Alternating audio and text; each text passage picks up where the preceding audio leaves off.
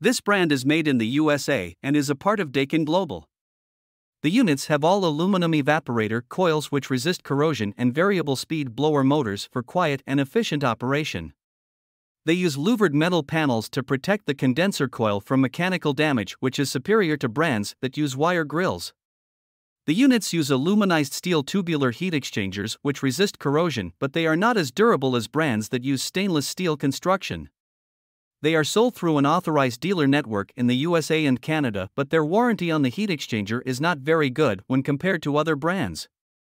The units use R410A refrigerant, which is not as environmentally friendly as brands that use R32.